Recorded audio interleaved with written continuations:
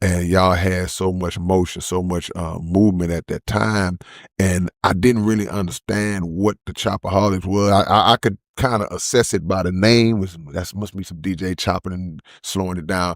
But when did that whole movement? What was the catalyst of that movement, and how did that whole thing get started? Man, I know that Overdose and Kool-Aid had always been good friends, and you know, they wanted to do something as a team, and they like screwing and chopping music. You know, DJ Overdose. yeah, DJ Overdose, DJ Yeah. Kool-Aid. Okay, got it. And man, they started as a chop shop, and then they do compilations like with you know, Dope House Records or Latium Records, and screwing and chopping these compilations. And they say, you know what, why don't we just start doing our own mixtapes? And they already made mixtapes, but they had never really sold them.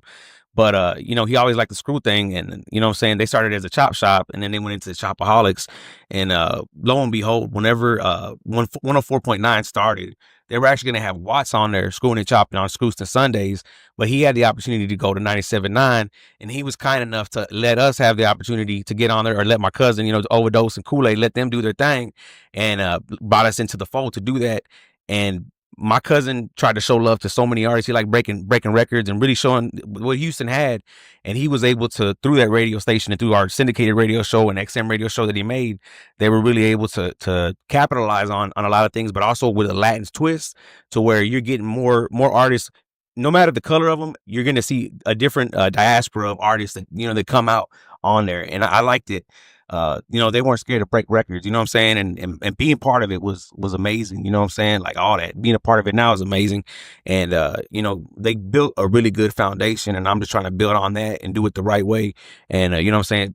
Put some love to the city and show some love to the city on new artists that may necessarily not have $400 just to get the shit promoted, or, you know, things like that, or they're, you know, they've been held bad hands sometimes. So what I try to do is, man, if you got good music, just send it to us, chopaholicsmusicgroup@gmail.com, or DM us on Instagram, man. I'm trying to show love to anybody who's got good music. I don't care, you know what I'm saying? I don't care how much money you got. If you make dope music, we're trying to promote you and show love.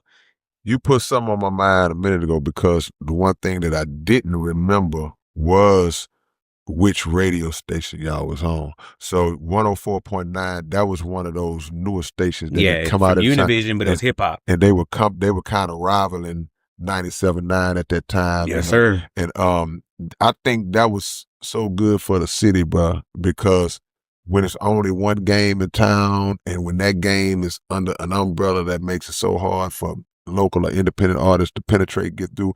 I remember, because correct me if I'm wrong, didn't they have Mean Green up there at one point? Mean Green, okay. Mean Green and Lump had a show together on Sundays. Mean Green, when he first got there, he had hit me up, and he was like, man, come do a sit down interview up at the state. We said Univision. And like, that's where we were. And to this day, that's probably the longest radio interview I ever had on a big station like that. So for y'all to get in as the Chopaholics at that time, now y'all had this radio presence.